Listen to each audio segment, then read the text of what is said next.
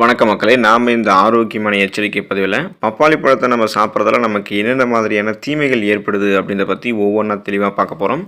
வியக்கத்தக்க ஆரோக்கியமான நன்மைகளை கொடுக்கக்கூடிய பழம் பப்பாளி பழம் அப்படின்னா, அதில எந்த விதமான சந்தேக கருத்துக்களுமே கிடையாது. பப்பாளி பழம் ஆரோக்கியத்திற்கு மிகவும் நன்மை பயக்கும். ஆனால் அதை அளவுக்கு அதிகமாக உட்கொள்வது தான் நமக்கு பெரும் தீங்குகளை விளைவிக்கும். இப்படி சாப்பிடக்கூடிய பப்பாளி பழம் நமக்கு விட்டமின் ஏ தொடங்கி vitamin B, vitamin C, vitamin E மற்றும் விட்டமின் கே வரைக்கும் ஏராளமான அளவில் ஊட்டச்சத்துக்களை கொடுக்கும். இதனுடன் கலோரிகள், கொழுப்பு, புரதம் மற்றும் கார்போஹைட்ரேட் போன்ற ஊட்டச்சத்துக்களும் கிடைக்கும். இந்த பப்பாளி பழங்களை நம்ம சாப்பிடும்போது நம்மளுடைய செரிமான அமைப்பு சீராக இருக்கும். அது தவிர மருத்துவ குணங்களான அதிகமாக நிறைந்திருக்கக்கூடிய பப்பாளி, மருத்துவ குணங்கள் கொண்டிருக்கக்கூடிய பப்பாளி நீரிழிவு பிரச்சனையை நமக்கு கியூர் பண்ணிடும், புற்றுநோயை கியூர் பண்ணிடும், இதயம் மற்றும் இதயம் சார்ந்த பிரச்சனைகளை கியூர் பண்ணிடும், பிளேட்லெட்டுகள் அதிகரிக்கிறதுல மிக முக்கியமான ஒரு பங்கு வகிக்கக்கூடியதாக நம்ம சாப்பிடக்கூடிய பப்பாளி இலை ஜூஸ் உதவிகரமாக இருக்கும். ஆனால் இது எல்லாமே அளவுக்கு அதிகமாக உட்கொள்வது தான் நம்மளுடைய உடல்நிலையை மோசமாக்கும். ஸோ ஆரோக்கியத்திற்கு எந்த அளவுக்கு பப்பாளி பழம் நன்மை தருதோ அந்த அளவுக்கு தீமைகளையும் கொடுக்குது. அப்படி அந்த பிரச்சனைகள்லாம் ஏற்படாமல் இருக்கிறதுக்காக பப்பாளி பழத்தை எப்போ நம்ம சாப்பிட்ணும், ஒரு நாளில் எந்த அளவுக்கு பப்பாளியை சாப்பிட்ணும், அப்படி அந்த அளவு மீறி நம்ம சாப்பிட்டா என்னென்ன பிரச்சனைகள் ஏற்படும், அந்த பிரச்சனைகள் எப்படி விடுபடணும் அப்படின்ற அனைத்து தகவல்களையும் தெரிஞ்சுக்குவோம். அதை பார்க்குறதுக்கு முன்னாடி இந்த வீடியோவுக்கு மட்டும் ஒரு லைக்கை கொடுத்துட்டு இந்த தகவலை உங்களுக்கு தெரிஞ்சவங்களுக்கும் ஷேர் பண்ணிவிடுங்க. ஏன்னா இது அவங்களுக்கும் பயனுள்ளதாக இருக்கக்கூடிய ஒரு ஆரோக்கியமான பதிவு தான். இது போன்ற அப்டேட்ஸ்கள் நீங்கள் தொடர்ந்து பார்க்குறதுக்கு நம்மளுடைய ஹெல்த் நியூஸ் தமிழ் சேனலை மறக்காமல் சப்ஸ்கிரைப் பண்ணி வச்சுக்கோங்க. பக்கத்தில் இருக்கக்கூடிய பெல் பட்டனையும் கிளிக் பண்ணி ஆல் அப்படின்ற ஆப்ஷனையும் கிளிக் பண்ணி வச்சுக்கிட்டீங்க அப்படின்னா நான் போடக்கூடிய எல்லா அப்டேட்ஸும் உங்களுக்கு நோட்டிஃபிகேஷன் அடிக்கடி சேரும். சரி வாங்க மக்களே, இப்போ வீடியோக்குள்ளே போயிடலாம். ஒரு நாளில் எவ்வளவு பப்பாளி சாப்பிட வேண்டும் அப்படின்றத முதல்ல நம்ம தெரிஞ்சுக்குவோம். ஒரு நாளைக்கு 100 கிராம்லேருந்து 120 கிராம் வரைக்கும் தான் பப்பாளியை நம்ம சாப்பிடணும். ஸோ அப்படி அந்த அளவுக்கு மட்டும்தான் பப்பாளியை சாப்பிட வேண்டும் அப்படின்றத நிபுணர்கள் பரிந்துரைக்கிறாங்க. நல்லா ஞாபகம் வச்சுக்கோங்க. 100 கிராம்லேருந்து 120 கிராம் வரைக்கும் தான் பப்பாளியை நம்ம சாப்பிடணும். இதை விட அளவுக்கு அதிகமாக பப்பாளி பழத்தை நம்ம சாப்பிட்டோம் அப்படின்னா நமக்கு பலன் கிடைக்கிறதுக்கு பதிலாக தீமை தான் கிடைக்க ஆரம்பிக்கும். இது தவிர ஒருவேளை நீங்கள் பப்பாளி இலை சாறு எடுத்துக்கிறீங்க, அதாவது பப்பாளி இலை ஜூஸ் எடுத்துக்கிறீங்க அப்படின்னா தினமும் 5 முதல் 6 ஸ்பூன்கள் மட்டும்தான் பப்பாளி இலை ஜூஸ் நீங்கள் குடிக்கணும். பப்பாளியை எப்பொழுதுமே நீங்கள் சாப்பிடுவதற்கு 2 முதல் 3 மணி நேரத்திற்கு முன்னாடி சாப்பிடணும், அல்லது சாப்பிட்டு முடிச்சதுக்கப்புறம் 2லிருந்து 3 மணி நேரத்துக்கு அப்புறமாக சாப்பிடணும். இதில் சாப்பிடுவதற்கு அப்படின்னு சொல்கிறது நீங்கள் எடுத்துக்கொள்ளக்கூடிய காலை, மாலை, இரவு உணவுகள். ஸோ அந்த மாதிரி டைமில் உணவுகளை சாப்பிட்றதுக்கு முன்னாடி 2 மணி நேரத்துக்கு முன்னாடி, 2லிருந்து 3 மணி நேரத்துக்கு முன்னாடி சாப்பிடணும். இல்லைனா உணவுகளை சாப்பிட்டு முடிச்சதுக்கு 2லிருந்து 3 மணி நேரத்துக்கு அப்புறமாக பப்பாளி பழத்தை நீங்கள் சாப்பிடணும். ஸோ இந்த மாதிரி சாப்பிட்டீங்கன்னா எந்த பிரச்சனையுமே உங்களுக்கு இருக்காது.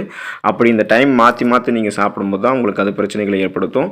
அளவுக்கு அதிகமாக பப்பாளியை நீங்கள் எடுத்துக்கிட்டீங்க அப்படின்னா அது உங்களுடைய உணவு குழாயை சேதப்படுத்தும். பப்பாளியில் லேட்டக்ஸ் மற்றும் பாப்பைன் என்ற கலவை இருக்குது. இது கார்போஹைட்ரேட், கொழுப்பு மற்றும் புரதத்தை உடைக்கிறதுக்கான வேலைகளை செய்து. ஆனால் அளவுக்கு அதிகமாக பப்பாளி பழம் சாப்பிடுவது தொண்டைக்கு சேதம் விளைவிக்கக்கூடிய அபாயத்தை அதிகரிக்கும். இது உணவு குழாயை உங்களுக்கு சுருங்க வச்சிரும் அப்படின்றது ஆராய்ச்சி ஒன்றில் தெரிய வந்திருக்கு. அதனால் பப்பாளி பழத்தை நீங்கள் அளவோடு தான் சாப்பிடணும். ஏன் உணவு குழாயை அது சுருங்க வைக்கும் அப்படின்னா அதில் பப்பைன் அப்படின்னு சொல்லக்கூடிய கலவை இருக்குது, லேட்டக்ஸ் அப்படின்னு சொல்லக்கூடிய கலவை இருக்குது. இது எல்லாமே அதிக எரிச்சலை உங்களுக்கு ஏற்படுத்துறது, உணவு குழாய்களை உங்களுக்கு சேதப்படுத்தலாம், அஜீரணத்தை ஏற்படுத்தலாம். அதனால் நீங்கள் பப்பாளி பழத்தை அளவோடு தான் சாப்பிடணும். பப்பாளி பழம் அளவுக்கு அதிகமாக சாப்பிட்டீங்கன்னா வயிற்றுப்போக்கு உங்களுக்கு ஏற்படலாம். பப்பாளியை அதிகமாக சாப்பிடுவது எப்போதுமே உடல் நலத்திற்கு கேடு விளைவிக்கும். அதன் அதிகப்படியான நுகர்வு காரணமாக வயிற்றுப்போக்கு மற்றும் செரிமான அமைப்புக்கு சேதம் ஏற்படக்கூடிய அபாயம் இருக்குது. பப்பாளி பழத்தில் காணப்படக்கூடிய அதிக நார்சத்து உணவை வேகமாக செரிக்க வைக்கிறதுக்கும் மலத்தை மென்மையாக்குறதுக்கும் மலம் இலக்கியாகவும் செயல்படுகிறது. ஸோ பப்பாளி பழம் சாப்பிட்டோம் அப்படின்னா செரிமானம் நமக்கு எப்போதுமே என்ன பண்ணும் அப்படின்னா ஆரோக்கியமாக இருக்கும். அப்படின்றதுக்காக அளவுக்கு அதிகமாக சாப்பிட்டுட்டு வயிற்றுப்போக்கு ஏற்படக்கூடிய அளவுக்கு கஷ்டப்படக்கூடாது. சர்க்கரை நோய் மருந்துகளோட தவறுதலாக கூட பப்பாளி நம்ம சாப்பிடக்கூடாது. நம்ம சுகர் பேஷண்ட்டாக இருந்து அந்த ரத்தத்தை மெலிக்கக்கூடிய மருந்துகளை எடுத்துகிட்டு இருக்கோம் அப்படின்னா நம்ம பப்பாளி பழத்தை சாப்பிடக்கூடாது. நீங்கள் நீரிழிவு மருந்தை சாப்பிடுபவர்களாக இருந்தீங்கன்னா பப்பாளி பழம் சாப்பிடுவது உங்களுக்கு நல்லது கிடையாது. இதுக்கு காரணம் என்னன்னு பார்த்தீங்கன்னா பப்பாளி பழம் சர்க்கரை நோய் எதிர்ப்பு தன்மை கொண்டது. அதனால் அதனுடைய பயன்பாடு நம்ம சாப்பிடக்கூடிய இரத்த சர்க்கரையினுடைய மருந்துகளோட எதிர் விளைவை ஏற்படுத்துறதால அதனுடைய அபாயத்தை நமக்கு அதிகரிக்கலாம். அதனால் நீங்கள் பப்பாளி பழத்தை அளவோடு தான் சாப்பிடணும். பப்பாளி பழத்தோடு சேர்த்து சாப்பிடக்கூடாத ஒரு சில உணவுப் பொருட்கள் இருக்குது. அந்த வகையில் பால் பொருட்கள் அடங்கும். பால், தயிர், வெண்ணெய், பாலாடை கட்டி போன்ற எந்த ஒரு பால் பொருட்களையுமே பப்பாளியுடன் நம்ம சேர்த்து சாப்பிடக்கூடாது. ஏன் அப்படின்னா பப்பாளியில் இருக்கக்கூடிய என்சைம்கள் பால் பொருட்களை ஜீரணிக்க கஷ்டப்படும். இதனால் செரிமான அமைப்பு நமக்கு பாதிக்கப்படலாம். வயிறு பிரச்சனை, வாயு பிரச்சனை ஏற்படலாம். அதனால் பால் பொருட்களையும் பப்பாளியும் ஒன்றா சேர்க்காதீங்க.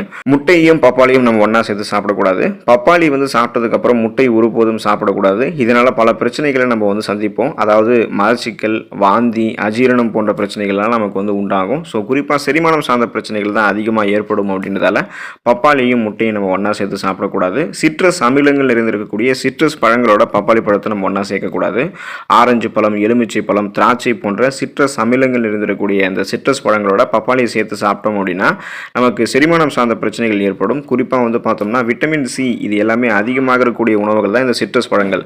இதை நம்ம எடுத்துக்கிட்டதுனால இந்த விட்டமின் சி நிறைந்திருக்கக்கூடிய உணவுகள் நமக்கு அதிகமாக கிடைக்கும் பொழுது நம்ம சாப்பிடும்போது அசிடிட்டி அல்லது நெஞ்சு எரிச்சலை ஏற்படுத்தும் அப்படின்றதால பப்பாளி பழத்தையும் சிட்ரஸ் அமிலங்கள் நிறைந்திருக்கக்கூடிய பழங்களையும் ஒன்றாக எடுத்துக்கொள்ளக்கூடாது. அதிக புரதம் நிறைந்திருக்கக்கூடிய உணவுகளோட பப்பாளி பழத்தை நம்ம சேர்த்து சாப்பிடக்கூடாது. மீன், இறைச்சி, டோஃபு போன்ற அதிக புரோட்டீன் இருக்கக்கூடிய ஹை புரோட்டீன் இருக்கக்கூடிய உணவுகளோட பப்பாளி ஒருபோதும் சேர்த்து சாப்பிட வேண்டாம். ஏன்னா பப்பாளியில் புரதத்தை உடைக்கக்கூடிய என்சைம்கள் நிறைந்திருக்கிறதால அதிக புரதம் நிறைந்திருக்கக்கூடிய உணவுகளோட பப்பாளியை சேர்த்து சாப்பிடும்போது செரிமான பிரச்சனை நமக்கு ஏற்படலாம். ஸோ அதனால் நம்ம அந்த மாதிரி எடுத்துக்கொள்ளக்கூடாது. நீங்கள் பப்பாளி பழத்தை சாப்பிட்ட உடனே குளிர்ந்த நீர் குடிக்கக்கூடாது. பப்பாளி பழத்தை சாப்பிட்ட உடனே தண்ணீர் குடிக்கணும் அப்படின்னு உங்களுக்கு தோணுச்சுன்னா நீங்கள் நார்மலாக இருக்கக்கூடிய வாட்டரை குடிக்கணும் அல்லது வெதுவெதுப்பான தண்ணீரை குடிக்கணும். ஒருபோதும் சில் வாட்டரை நீங்கள் குடிக்கக்கூடாது. அப்படி குடிச்சிங்கன்னா செரிமானம் சார்ந்த பிரச்சனைகள் உங்களுக்கு ஏற்படும். அது மட்டும் இல்லாமல் அது உங்களுடைய மெட்டபாலிசம் வளர்ச்சிதை மாற்றத்தை டைரெக்டாக அஃபெக்ட் பண்ணும். நிபுணர்களுடைய கூற்றுப்படி பப்பாளி பழத்தை அதிக அளவில் சாப்பிடுவதை ஏன் தவிர்க்கணும்னு கேட்டிங்கன்னா பப்பாளி பழத்தில் நார் சத்து, பப்பைன் போன்ற நொதிகள் அளவுக்கு அதிகமாக இருக்குது. ஸோ அதை அளவுக்கு அதிகமாக நீங்கள் சாப்பிடும்போது வயிற்றுப்புறணியை அது எரிச்சல் அடைய செய்யும். தளர்வான மலத்தை ஏற்படுத்தும். தளர்வான மலம் அப்படின்னா வயிற்றுப்போக்கு பிரச்சனை ஏற்படும் அப்படின்றத நீங்கள் ஞாபகம் வச்சுக்கோங்க. அதனால தான் பப்பாளி பழத்தை நீங்கள் அளவுக்கு அதிகமாக சாப்பிடக்கூடாது. ரத்தத்தை மெலிக்கக்கூடிய மருந்துகள் நீங்கள் எடுத்துட்டு இருக்கீங்கன்னா பப்பாளி பழத்தை நீங்கள் சாப்பிடக்கூடாது. சில மருந்துகளோட பப்பாளியை உட்கொள்வது பாதகமான விளைவுகளை ஏற்படுத்தலாம். குறிப்பாக ரத்தத்தை மெலிக்கக்கூடிய அல்லது பிளேட்லெட் எதிர்ப்பு மருந்துகள் எடுத்துட்டீங்க அப்படின்னா அதை அளவுக்கு அதிகமாக நீங்கள் எடுத்துக்கொள்ளும் போது பப்பாளியை உட்கொள்வதற்கு முன்னாடி உங்களுடைய மருத்துவரை அணுகி நீங்கள் ஆலோசனை மேற்கொள்ளணும். ஏன்னா அதில் விட்டமின் கே இருக்குது. இது இந்த ரத்தத்தை மெலிக்கக்கூடிய மருந்துகளுக்கு பக்க விளைவு, அதாவது இடையூறு விளைவிக்கலாம். ஸோ அதனால் அந்த மாதிரி பண்ணக்கூடாது. அதே போல் கொழுப்பு நிறைந்திருக்கக்கூடிய உணவுகளோட பப்பாளி சாப்பிடக்கூடாது. பப்பாளி ஒரு குறைந்த கொழுப்பு இருக்கக்கூடிய பழம். அதான் அதிக கொலஸ்ட்ரால் இருக்கக்கூடிய கொழுப்புகள் இருக்கக்கூடிய உணவுகளோட உட்கொள்வது அது செரிமானம் சார்ந்த பிரச்சனைகள் ஏற்படுத்தி அஜீரணத்துக்கு வழிவகுக்கும். அப்படியே நம்ம அதிக புரதம் நிறைந்திருக்கக்கூடிய உணவுகளோட எப்படி பப்பாளி பழத்தை சேர்த்து சாப்பிடக்கூடாதோ அதே போல் அதிக கொழுப்பு நிறைந்திருக்கக்கூடிய உணவுகளோட பப்பாளி பழத்தை சேர்த்து சாப்பிடக்கூடாது. பப்பாளி பழத்தை அளவுக்கு அதிகமாக சாப்பிடும்போது தோல் எரிச்சல் பிரச்சனை நமக்கு ஏற்படும். ஒவ்வாமை எதிர்வினை ஏற்படும். ஒரு சில பேருக்கு பப்பாளி பழத்தை சாப்பிட்டாலே அலர்ஜி வரும். அது ஒரு கேட்டகரி. பப்பாளி பழத்தை அளவுக்கு அதிகமாக சாப்பிட்டா பிடிச்சவங்களுக்கு கூட அலர்ஜி வராதவங்களுக்கு கூட திருப்பி அலர்ஜி வர ஆரம்பிக்கும்.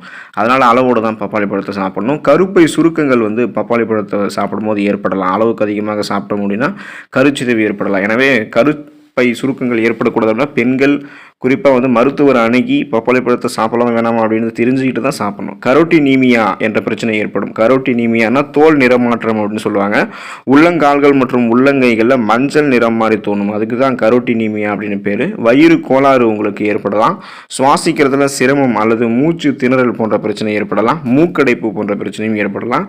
எனவே நீங்கள் பப்பாளி பழத்தை அளவோடு சாப்பிட வேண்டியது அவசியம். பப்பாளி பழத்தை அளவோடு சாப்பிட்டு அதில் இருக்கக்கூடிய நன்மைகளை மட்டுமே பெற்று நலமோடு வாழுங்க.